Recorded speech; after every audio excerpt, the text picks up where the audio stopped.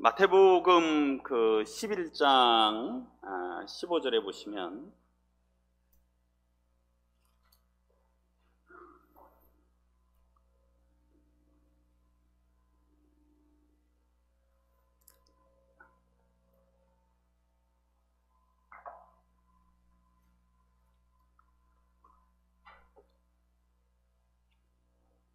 아, 15절부터 19절까지 읽어드리도록 하겠습니다. 귀 있는 자는 들을지어다. 이 세대를 무엇으로 비유할까? 비유하건대 아이들이 장터에 앉아 제 동물을 불러 이르되 우리가 너희를 향하여 피리를 불어도 너희가 춤추지 않고 우리가 슬피 울어도 너희가 가슴을 치지 아니하였다 함과 같도다.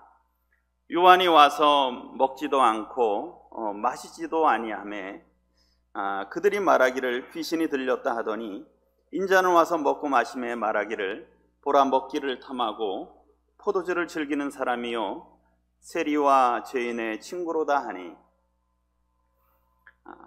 예수님께서 당시 예수님이 사역하시던 그 시대에 또 이 세대를 무엇으로 이렇게 비유할까 하면서 장터에서 아이들이 하는 놀이를 가지고 그 시대를 이렇게 비유를 했습니다. 그 내용이 보면은 우리가 너희를 향하여 피리를 불어도 너희가 춤추지 않고, 그러니 이제 이 피리와 이 춤은 이 잔치 혼례식과 같은 기쁨의 날들이죠. 피리를 불면서 이렇게 춤을 추는, 피리를 불어도 이렇게 춤을 추지 않는다라고 하는 거죠. 이 반응을 하지 않는다라고 하는 거죠. 즐거운 일에 대해서 반응하지 않는다라고 하는 겁니다. 그리고요, 우리가 슬피 울어도 너희가 가슴을 치지 아니하였다. 특별히 이제 애통하고 하는 것은 이 장례식과 사람의 이런 죽음과 또 관련이 있습니다.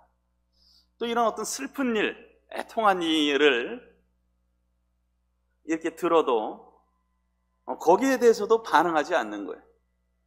주변에서 즐거운 일이 있어도 즐거워하지 않고, 애통한 일이 있어도 같이 애통하지 않고, 특별히 이 주님께서 당시에 이런 세례 요한이 또 이 회개의 복음을 전하고 또 주님께서 친히 오셔서 복음을 전했음에도 불구하고 그들의 마음이 반응을 하지 않는 거예요. 마음이 이렇다라고 하는 거예요. 회개하지 않고 돌이키지 않는다라고 하는 것이죠.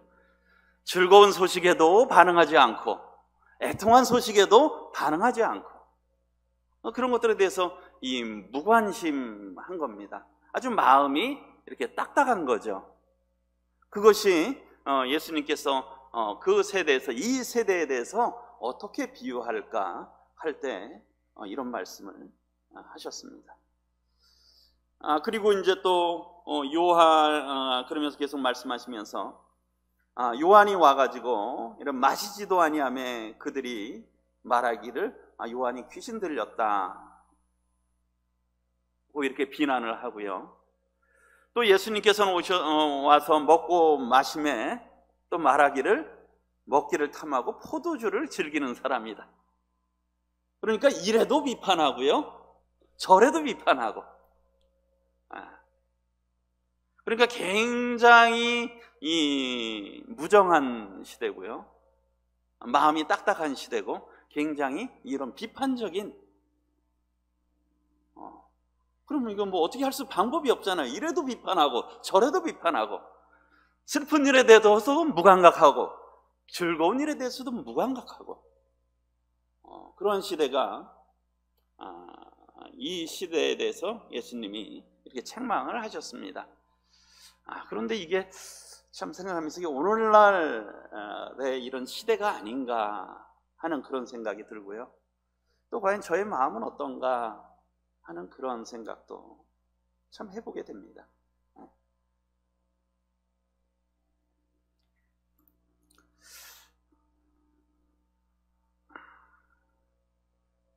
디모데후서 3장에 찾지 않으시고 여기서 보셔도 좋을 것 같습니다. 디모데후서 3장에 잘 아시는 대로 이 말세에 고통하는 때라고 했지 않습니까? 여러 번 이 말씀들을 이렇게 함께 또 이렇게 나누셨는데요. 너는 이것을 알라. 말세에 고통하는 때가 이르러 사람들이 자기를 사랑하며 돈을 사랑하며 자랑하며 교만하며 비방하며 부모를 거역하며 감사하지 아니하며 거룩하지 아니하며 무정하며 원통함을 풀지 아니하며 모함하며 절제하지 못하며 사나우며 선한 것을 좋아하지 아니하며. 이런 말세에 고통하는 때라고 이렇게 말씀을 하고 있고요. 정말 요즘에 보면 이 정의는 참 찾아보기가 쉽지 않은 것 같습니다. 정의의 기준 자체를 바꾸는 경우도 많은 것 같고요. 그런데 이제 말세에 고통하는 때인데요. 특별히 제가 붉은 글씨로 자기를 사랑하며, 이 자기중심적인 세대, 모든 것이 자기중심적인, 내 편, 우리 편, 이 자기중심, 그 외의 것들에 대해서는 굉장히 무정하거나 굉장히 어떤 적대적인 성향으로 나타나고 있죠. 우리 전 세계의 이런 상황을 봐도 좀 그렇지 않습니까? 우리가 50년대 참 이 6.25 전쟁을 겪으면서도 우리 대한민국이 존재할 수 있었던 것은 그래도 그때 어떤 냉전 시대, 공산주의와 이 자유민주주의, 그런 어떤 이데올로기적인 그런 시대가 있었기 때문에 많은 유엔 국가에서 우리나라에 참전을 했잖아요. 그렇지 않습니까? 요즘 같으면 참전하겠습니까? 요즘 같으면 참전 안 할 거예요. 돈이 된다면, 돈을 좀 엄청 많이 준다면 참전을 할까? 그 나라에 아주 엄청 많이 유익이 된다면 참전을 할까? 그렇지 않고서는 굉장히 어떤 각 나라가 취하는 모습들이나 그런 성향들도 보게 되면 결국은 자기 나라에게 유익이 되느냐, 자기한테 도움이 되느냐, 돈이 되느냐, 그리고 어느 쪽으로 하는 것이 어떤 내가 권력을 잡는데 우리 국민들로부터 표를 얼마나 더 많이 얻느냐, 그런 것들에 따라서 모든 것이 다 움직이는 것 같아요. 그게 전 세계적인 공통적인 지금 현상인 것 같습니다.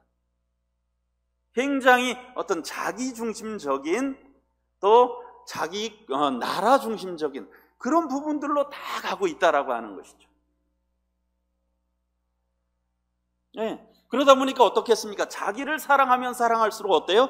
다른 것들에 대해서는, 나 외의 것들에 대해서는 무관심한 거예요. 그래서 3절에 저게 특별히 무정하다라고 하는 것이죠. 슬픈 일을 봐도 그닥 내일이 아니면 그닥 슬퍼하지 않는 겁니다. 즐거운 일을 봐도 내일이 아니면 그렇게 관심을 안 두는 이런 무정한 시대, 자기를 사랑하는 자기중심적인 시대가 참 오늘날에 이렇게 저희의 시대가 아닌가 하는 그런 생각을 해보게 됩니다. 그런데 그럼 참 오늘 우리나라 한국의 경제 상황만 봐도 굉장히 예전에 보면 풍요롭지 않습니까? 한국 굉장히 풍요롭잖아요.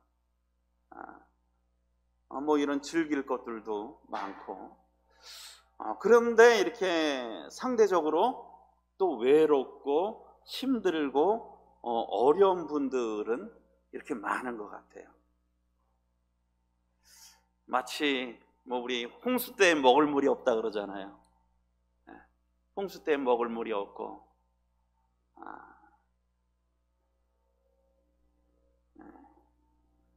그 사랑에 대해서도 또 이렇게 외치는 표현들은, 노래들은 많지만 오늘날 또 보게 되면 정말 사람들이 외롭고, 이런 사랑을 이렇게 나눌 수 없는, 사랑의 이런 결핍함을 느끼는 참 그러한 시대를 저희가 살아가고 있다고 그런 생각이 듭니다.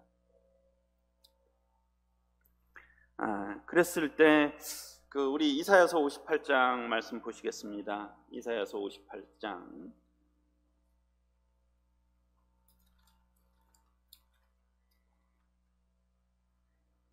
이사야서 58장에 제가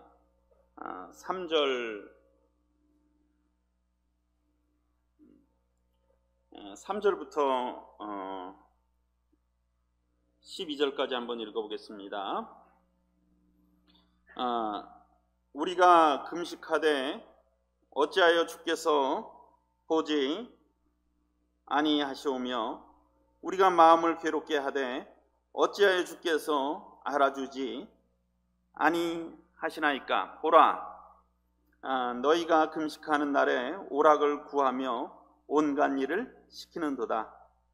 보라, 너희가 금식하면서 논쟁하며 다투며 악한 주먹으로 치는도다. 너희가 오늘 금식하는 것은 너희의 목소리를 상달하게 하려는 것이 아니니라. 이것이 어찌 내가 기뻐하는 금식이 되겠으며 이것이 어찌 사람이 자기의 마음을 괴롭게 하는 날이 되겠느냐. 그의 머리를 갈대같이 숙이고 굵은 배와 재를 펴는 것을 어찌 금식이라 하겠으며 여호와께 연락될 날이라 하겠느냐. 내가 기뻐하는 금식은 흉악의 결박을 풀어주며 멍에의 줄을 끌어주며 압제당하는 자를 자유하게 하며 모든 멍에를 꺾는 것이 아니겠느냐. 또 줄인 자에게 내 양식을 나누어 주며 유리하는 빈민을 집에 들이며 헐벗은 자를 보면 입히며 또 내 고륙을 피하여 스스로 숨지 아니하는 것이 아니겠느냐. 그리하면 내 빛이 새벽같이 비칠 것이며 내 치유가 급속할 것이며 내 공의가 내 앞에 행하고 여호와의 영광이 내 뒤에 호위하리니 내가 부를 때에는 나 여호와가 응답하겠고 내가 부르짖을 때에는 내가 여기 있다 하리라. 만일 내가 너희 중에서 멍에와 손가락질과 허망한 말을 제하여 버리고 줄인 자에게 내 심정이 동하며 괴로워하는 자의 심정을 만족하게 하면 내 빛이 흑암 중에서 떠올라 내 어둠이 낮과 같이 될 것이며 여호와가 너를 항상 인도하여 메마른 곳에서도 내 영혼을 만족하게 하며 내 뼈를 견고하게 하리니 너는 물된 동산 같겠고 물이 끊어지지 아니하는 샘 같을 것이라. 내게서 날 자들이 오래 황폐된 곳들을 다시 세울 것이며 너는 역대의 파괴된 기초를 쌓으리니 너를 일컬어 무너진 데를 보수하는 자라 할 것이며 길을 수축하여 거할 곳이 되게 하는 자라 하리라.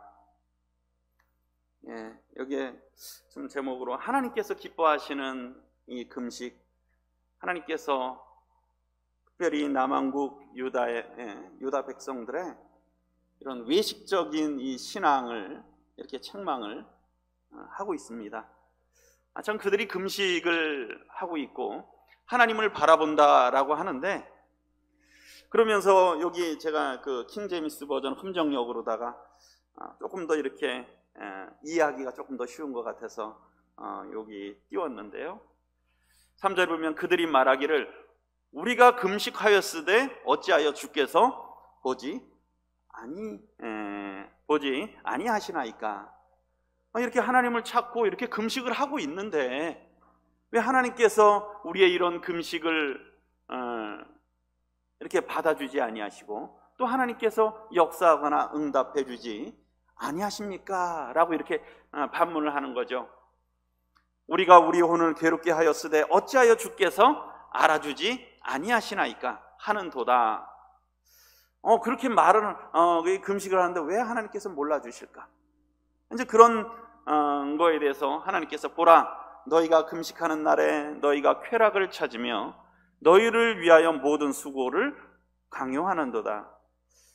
참 그들이 금식을 한다고 하고 있었지만 여전히 쾌락을 추구하고 있었고 또 이런 많은 사람들을 또 이렇게 괴롭게 하고 있는 그런 상황에 대해서 책망을 하고 있습니다. 그러면서 하나님께서 그들의 금식의 실상에 대해서 말씀하시면서 4절에 보라, 너희가 금식함은 다툼과 논쟁을 위하며 사악한 주먹으로 치기 위함이니 너희는 너희 목소리가 높은 곳에서 들리게 하려고 이날에 하는 것 같이 금식하지 말지니라. 그들의 금식이 올바른 금식이 아니라는 거예요. 정말 겸손함과 간절함으로 하나님의 은혜와 긍휼을 구하는 그런 금식이 아니라고 하는 것이죠. 오히려 어떤 다툼과 논쟁, 어떤 다른 사람들을 치는 이런 악한 가운데 그냥 겉으로 드러난 것만 어떤 그런 금식하는 어떤 신앙의 모습을 띠고 있다라고 하는 것이죠. 5절에 그러시면서 하나님이 이러한 금식이 이런 금식이 내가 택한 금식이냐? 이 금식이 내가 택한 금식이 아니다. 내가 기뻐하는 금식이 아니다라고 말씀하고 있죠. 그것이 사람이 자기 혼을 괴롭게 하는 날이냐? 그것이 갈대같이 자기 머리를 숙이고 자기 밑에 굵은 배와 죄를 펴는 것이냐? 너는 이것을 금식이라 하며 주께서 받으시는 날이라 하겠느냐? 하나님 앞에 정말 간절한 죄를 뒤집어 쓰는 회개하는 어떤 그런 심령이 아니라고 하는 것이죠.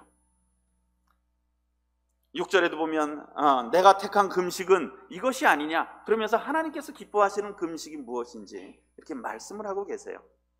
곧 내가 택한 금식은 곧 사감의 결박을 풀어주고 무거운 짐을 벗겨주며 학대당한 자를 자유로이 가게 함으로 너희가 모든 멍에를 꺾는 것이 아니냐. 하나님께서 그들에게 기대하고 있는 것은 어려움을 당하고 있는, 곤란을 당하고 있는 자기 동족들에게 은혜를 베풀어 주고 그들을 긍휼히 여겨주고 불쌍히 여겨주고 살펴주고 함께하고 하는 그것이 하나님이 기뻐하시는 금식이라고 하는 것이죠. 또 7절에 또 그것은 줄인 자에게 내 빵을 나누어 주며 내쫓긴 가난한 자들을 내가 내 집에 드리는 것이 아니냐. 또 내가 벌거벗은 자를 볼 때 그에게 입히며 내 살부치를 피하여 숨지 아니하는 것이 아니냐.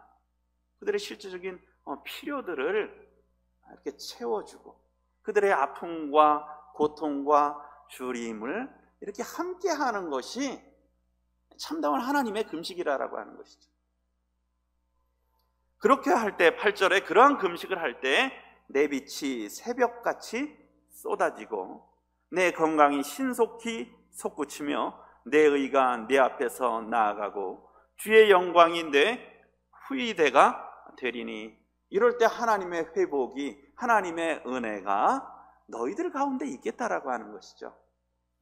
그러니까 유대인들이 그냥 어떤 외식적인 형식적으로만 보여주기 위한 그런 것들을 어떤 신앙의 모습을 하게 되고 그들은 다른 사람들의 연약한 불쌍한 사람들에 대해서는 어떤 동정한 마음이나 그들이 울 때 같이 울지 않고요, 그들의 어떤 즐거움에 같이 즐거워하지 않고 그들에게 더 강한 멍에를 매서 괴롭게 하고 이런 것들이기 때문에 하나님께서 그 금식을 받을 수 없다라고 하는 것이죠. 그래서 이런 참다운 금식을 하게 될 때 하나님의 회복의 은혜가 너희 가운데 있을 것이라고 하는 것이죠. 9절에 보면 그때 이런 일들이 있을 때 내가 부르면 주가 응답하겠고 내가 부르짖으면 그가 이르기를 내가 여기 있다 하리라. 하나님께서 응답하시고 대답하신다라고 하는 것이죠. 그러면서 또 계속 말씀하고 있습니다. 만일 내가 내 한가운데서 멍에와 손가락질 하는 것과 헛되이 말하는 것을 없애고, 또 말씀하고 있는 게 이 멍에를 없애고 손가락질을 없애라, 그리고 헛된 말들을 없애라. 이 멍에라고 하는 것은 힘든 거잖아요. 이 소나 이 나귀에다 여기다 짐을 잔뜩 지워주게 하는, 억지로 그것을 끌게 하는 그런 것들이 멍에잖아요. 물론 이제 주님의 멍에, 우리가 마태복음 11장에 그 멍에가 나오지만요. 예전에 저희 그 시골에서는 겨울이면 나무를 해서 나무를 해서 다 그 난방을 했거든요. 예. 요즘이야 뭐 보일러지만. 그러면 이제 겨울철에 하는 게 뭐냐면 나무 하는 거예요. 근데 다 모든 동네 사람들이 다 나무를 하니까 어떻습니까? 가까운 데는 나무가 없어요. 그러면 뭐 한 3, 4km씩 이상 가서 깊은 산에 가서 나무를 해야 되는 거예요. 저도 이제 어렸을 때 한 고등학교 때까지 그런 것들을 있었던 것 같아요. 그럼 그때는 뭐 했냐면 거기 길이 안 좋잖아요. 길이 안 좋고 뭐 그냥 뭐 산길이고 막 그 계곡이니까요. 그러니까 이제 눈이 내리고 얼어야 이제 거기를 다닐 수 있는 데니까 거기를 흔히 이제 발구라고 하는 걸 끌고 가요. 그 뭡니까? 소에다가 이 멍에를 매가지고 뒤에다가 이렇게 나무를 해서 그리고 거기다가 한 몇백 킬로씩 실는 거죠. 그런 것들을 잔뜩 해서 싣고 오다 보면 어떻습니까? 정말 소가 얼굴에 여기서 진짜 거품이 나와요. 왜요? 너무 힘드니까. 그게 멍해죠. 완전 지치도록. 이 괴롭게 한다라고 하는 거예요. 힘들게 한다라고 하는 것이죠. 그러니까 이러한 멍해를 이런 동족들한테 이런 어려움들을 주고 있는 거예요. 그러니까 하나님께서 그것이 슬프신 거예요. 사랑의 하나님. 그리고 여기 손가락질이라고 하는 건 어떤 것 손가락질 합니까? 다른 사람들 비난하고 이렇게 책망할 때, 뒤에서 이렇게 욕하고 할 때 그러잖아요. 그러니까 그들 가운데 이런 손가락질이 있고요. 멍해를 메우고, 그 다음에 헛되이 말하는 거, 뭐 자기를 과장한다라든가 또는 위협한다라든가 그런 걸로 이 다른 사람들을 이렇게 괴롭게 하는 것들이죠. 이런 것들을 너희 가운데에서 이런 멍해를 없애버려라. 그리고 손가락질하는 거, 헛되이 말하는 것을 없애고 10절에 보면 내 혼을, 내 마음이 이끌어 뭐예요? 굶주린 자를 향하게 하며. 저기 그 개역개정에서는 있지 않습니까? 줄인 자에게 내 심정이 동하며, 마음이 동한다라고 하는 거예요. 배고프고 굶주린 사람을 보면 마음이 아프고 그들의 아픔에 함께 하는 거예요. 참 불쌍한 그런 마음들. 그래서 그 마음이 동하고요. 고난당하는 이런 영혼들, 사람들을 해서 그들에게 어떤 위로를 해주고 싶은, 그들의 위안이 되고 싶은 이런 것들을 하게 되면 내 빛이 어둠 속에서 솟아올라 내 어둠이 대낮같이 되리라. 이런 것들을 하게 될 때, 너희들 가운데 있을 때 그 가운데 회복이 있다라고 하는 것이죠. 그 가운데 하나님의 은혜가 있다라고 하는 것입니다. 그리고 또 하나님께서 우리가 좋아하는 말씀은 참 이 11절 말씀 좋아하잖아요. 물된 동산.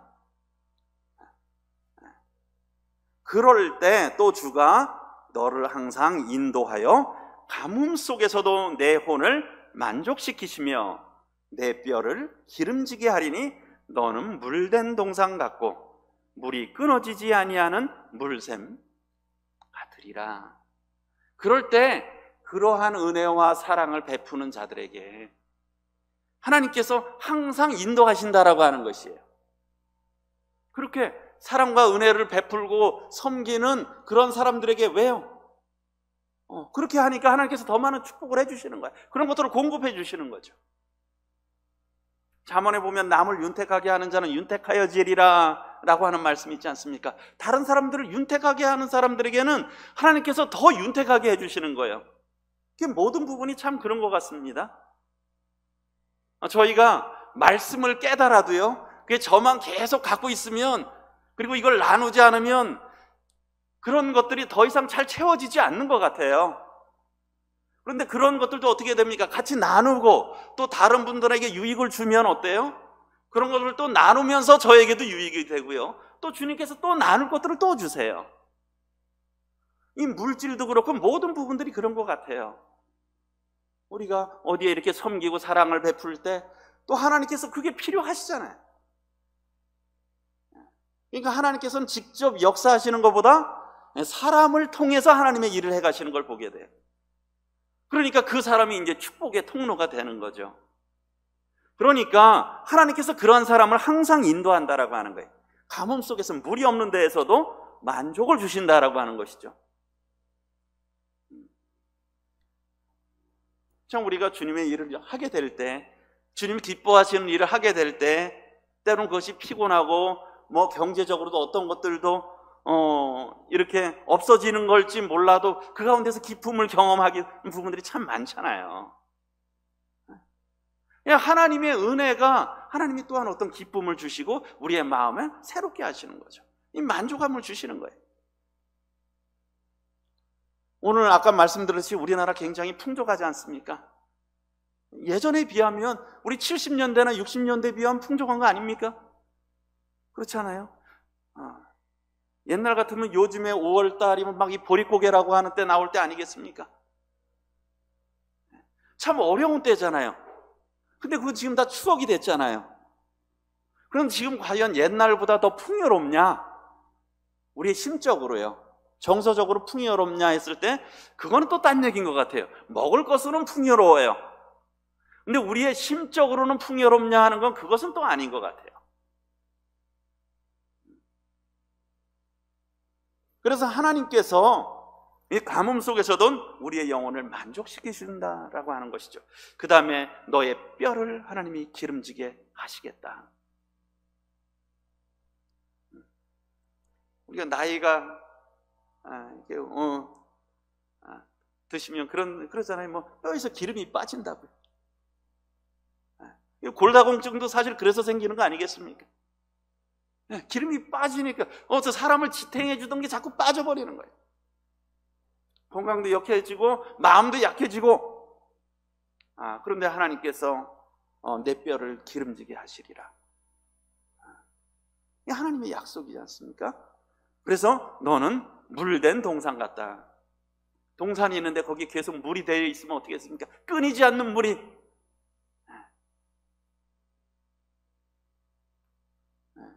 근데 사실 동산이나 어떤 것들이 그렇잖아요. 물도 저장해 놓을 수 있는 만큼이 있잖아요. 그렇지 않습니까? 물이 아무리 많이 공급돼도 그건 넘쳐버리잖아요. 넘어버리면 넘쳐버리는 거예요. 담고 있을 게 한계가 있는 거예요. 그러니까 또 우리 예전에도 보면 어떻습니까? 우물물이 아무리 많아도 맨날 그 높이를 대부분 유지하고 있어요. 퍼내면 조금 지나면 거기 또 차요. 우물물들 보면. 그렇지 않습니까? 예전에 그러셨잖아요. 우물물들이 이렇게 퍼내고 나면, 저희도 예전에 시골 애들 우물이 있었는데 퍼내고 나면 처음에는 없는 것 같은데 조금 지나면 또 차요. 거기가 물이. 그런데 그냥 놔두면 어떻습니까? 매일 그 높이야. 근데 퍼내면 거기에 또 차는 거죠. 하나님께서 그래서 너는 물된 동산 같고 물이 끊어지지 아니하는 물샘 같으리라. 이러한 약속을 이렇게 하신 것을 보게 됩니다.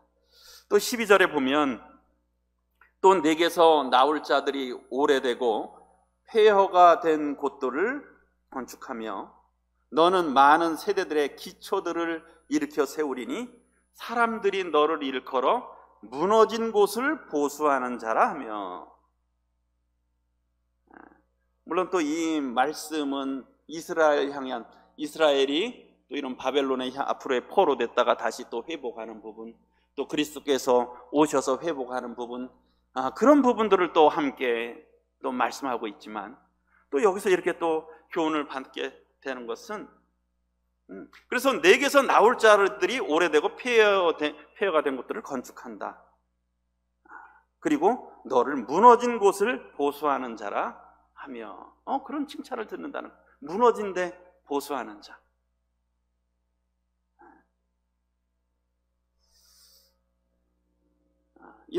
이것이 하나님께서 기뻐하시는 그런 금식이라고 하는 것이죠. 혹시 우리들 가운데 무너진 곳이 있을까요? 우리 교회에는 무너진 곳이 있을까요? 없을까요? 우리 성도들의 무리지 않습니까? 그렇지 않습니까? 물론 건물도요, 지금 이제 그런 부분들을 위해서 기도하는데 저런 데도 보면 이 안쪽에도 보면 금이 가서 이제 막 이렇게 금이 가는 데가 있고요. 저렇게 누수가 차서 백화 현상이 일어나는 그런 보수가 필요한 부분이 있죠. 그렇지 않습니까? 그런 건물에 보수가 필요한 부분들도 있어요. 그것도 보수해야죠. 왜요? 그냥 방치하면 나중에 그냥 더 어려움이 오면 완전히 무너져 버릴 수 있잖아요.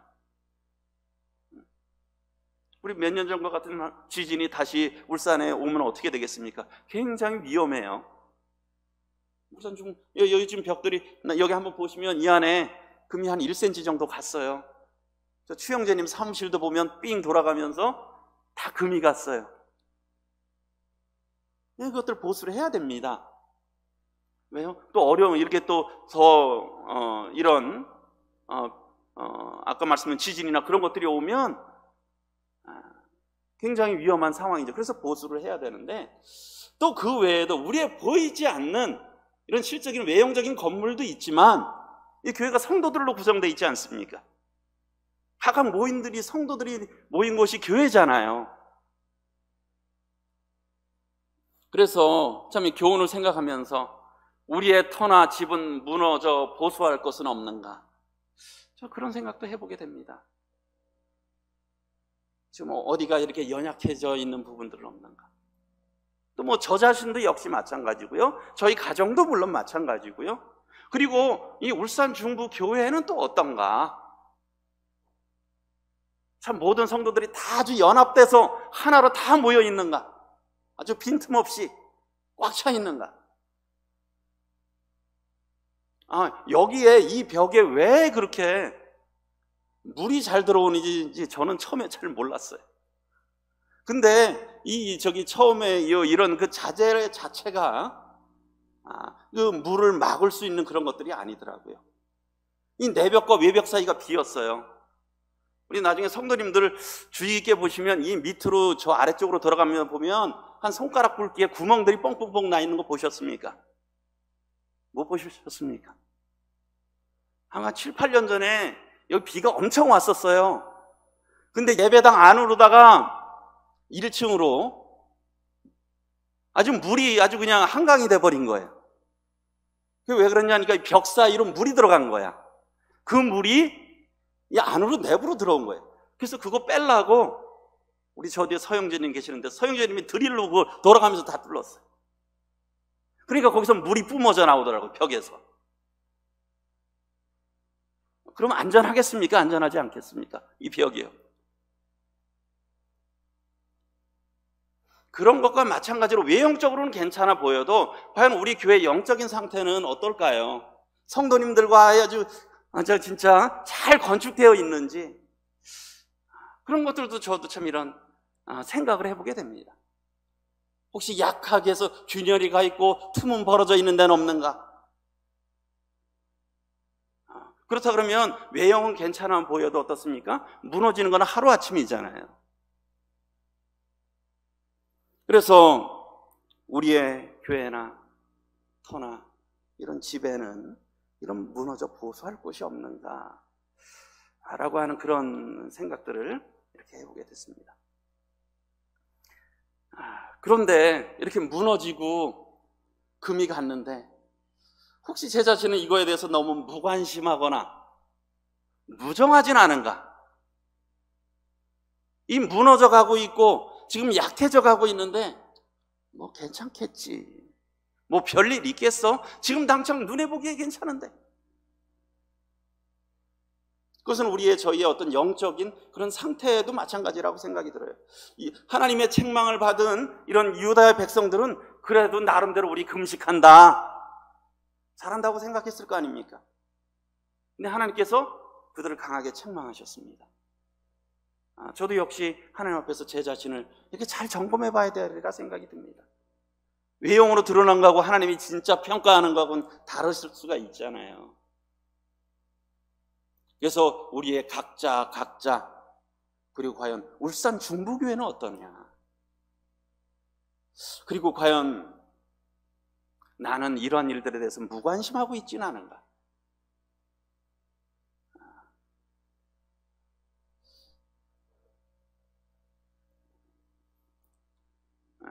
우리가 때는 이런 주변에 어려운 성도님들도 많으시고 또 힘든 성도님들도 많으시잖아요.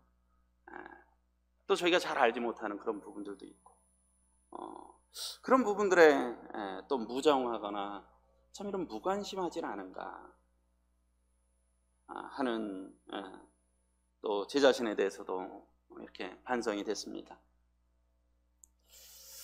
그러면 과연 하나님께서 기뻐하시는 금식은 무엇일까요? 하나님께서 기뻐하시는 금식, 하나님께서 원하시는 것은 무엇일까? 이렇게 생각을 보게 됐을 때 제가 오늘 주제입니다. 함께 웃고 함께 울자. 함께 웃고 함께 울자. 다른 우리 같이 한번 읽어보겠습니다. 로마서 12장 15절 16절 시작. 즐거워하는 자들과 함께 즐거워하고 우는 자들과 함께 웃고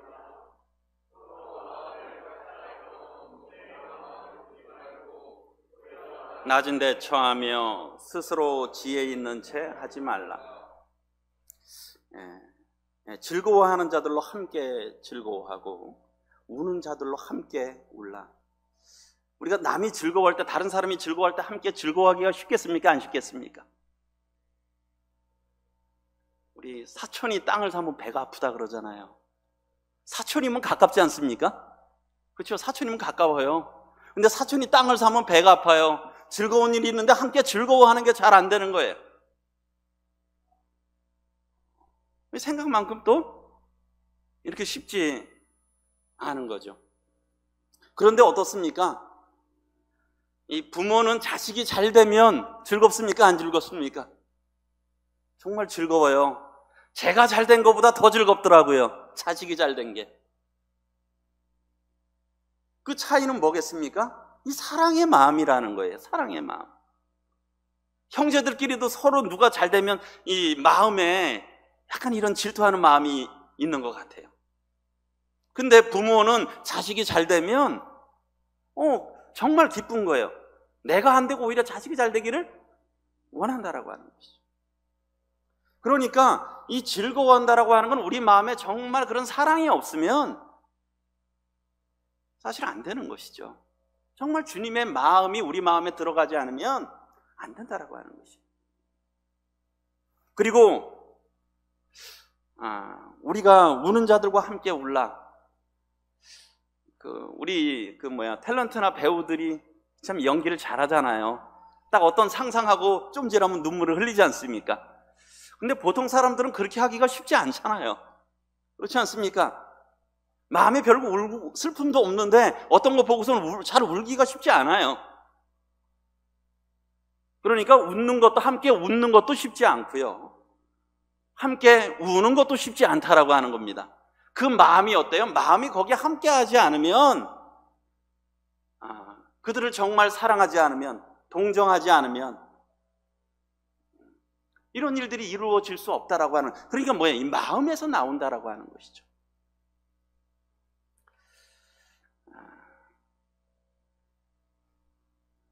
제가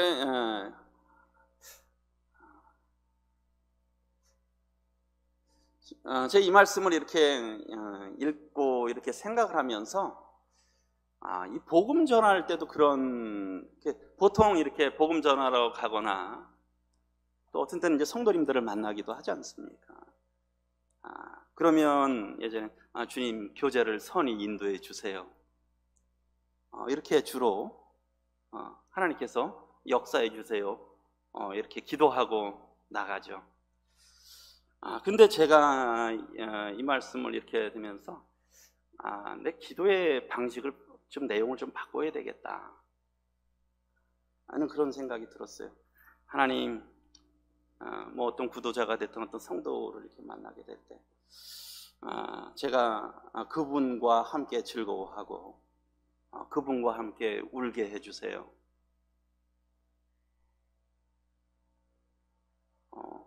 교제를 위해서 기도하려고 할 때는 늘 말씀을 생각을 해요. 이거 어떤 말씀을 나눠야 될까? 내가 어떤 말씀으로 복음을 전해야 되지? 어떤 말씀으로 또 성도들에게 말씀을 나눠서 가르쳐야지. 그래서 하나님 바라보게 하고 하나님 믿게 하지. 물론 그게 잘못됐다라고 생각하지는 않습니다.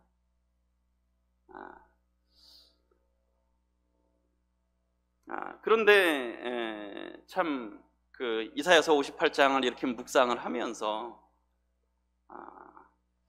참 마음이 동해야 된다. 줄인 자들에게 참 그 복음을 전할 때도 어떤 때 보면은 몇 년 전했는데도 연대기도 여러 번 들었는데도 사랑을 그렇게 받았는데도 아직 돌이키지 않고 구원받지 못한 분들 생각하면 저희 막 어떤 마음에 그분 생각하면 답답함이 제 마음에 또 이렇게 들기도 하는 것들을 보게 되죠.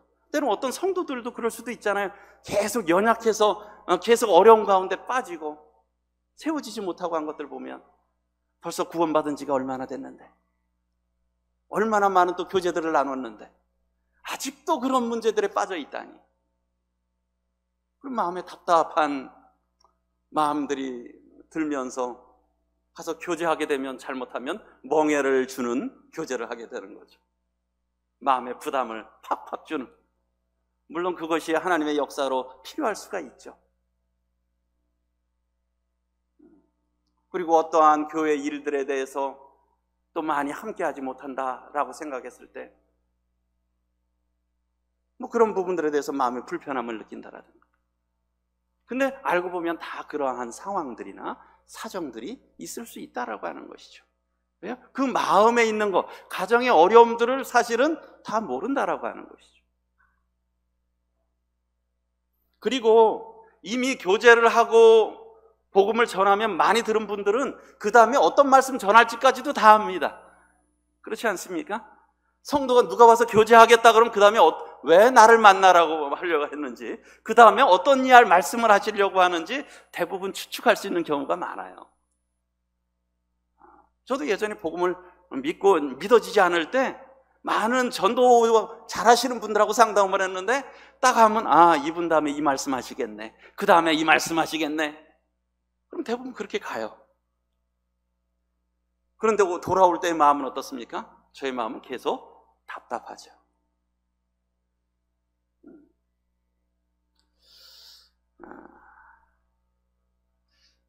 그래서 참 저희가 아까 이 홍수 때 이런 먹을 물이 없다 그랬지 않습니까? 뭐 그러니까 너무 과한 비유인지 모르겠지만 우리 오늘날 뭐 울산 중부교회도 성도님들이 한 230여 분, 뭐 아이들까지 하면 300명 정도 있는데 혹시 우리 가운데서도 외로움을 느끼는 분들은 없는가? 성도들은 많잖아요.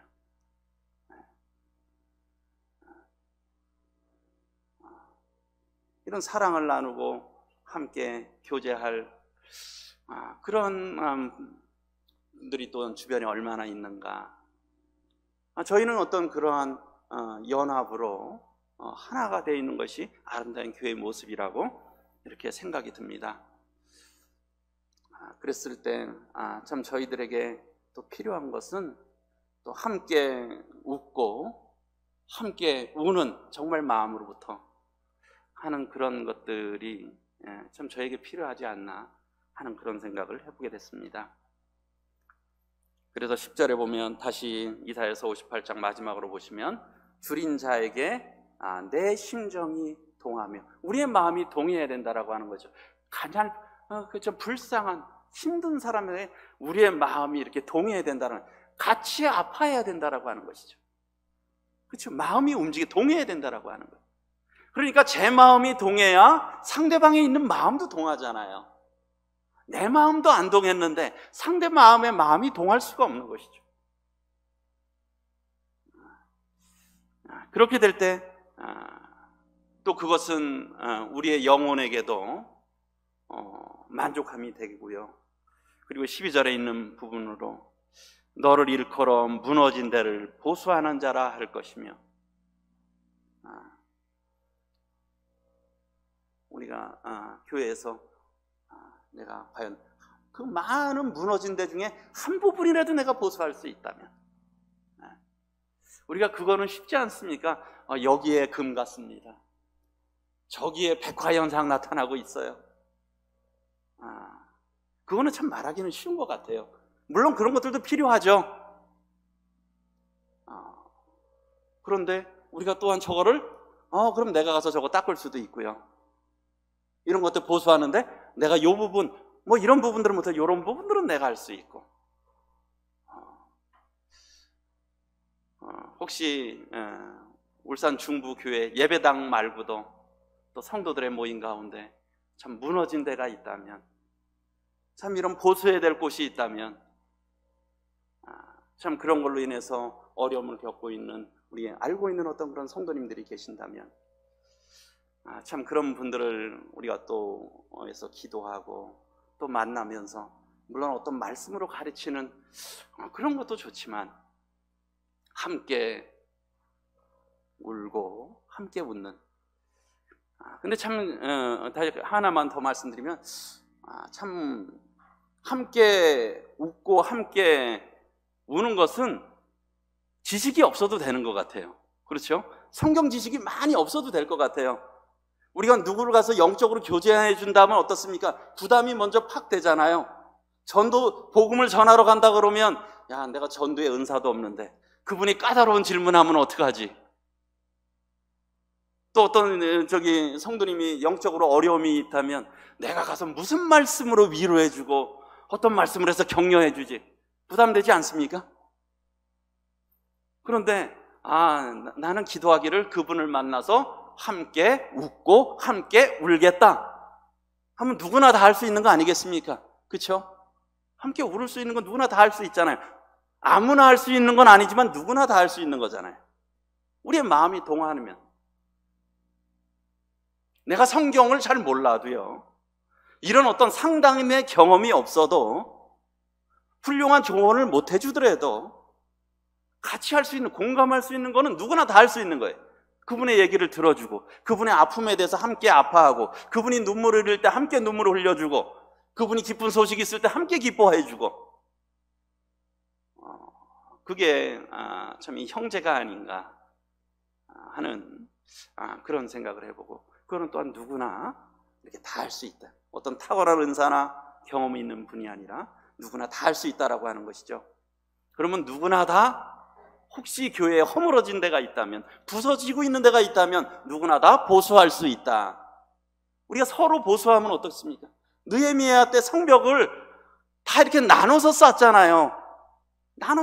각자 맡은 곳에서요. 이건 누구만 쌓는 게 아니지 않습니까?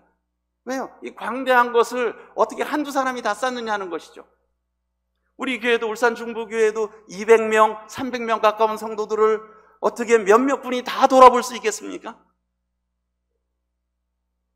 우리가 함께 무너진 데를 이런 마음으로 참 보수할 때, 여기에 보게 되면 황폐한 곳들을 다시 세울 것이며 역대의 파괴된 기초를 쌓으리니 너를 일컬어 무너진 자를 보수하는 자라 할 것이며 길을 수축하여 거할 곳이 되게 하는 자라 하리라. 우리의 일생의 평생에 우리가 한 군데만 보수하더라도 갇힌 인생이 아니겠습니까? 우리가 오히려 다른 것을 헐어버리는 것이 아니라 우리가 이런 보수하는 일들에 저희가 누구나 다 참여할 수 있으리라 생각이 듭니다. 그래서 오늘 함께 웃고 함께 울자라는 주제로 말씀드렸습니다. 감사합니다.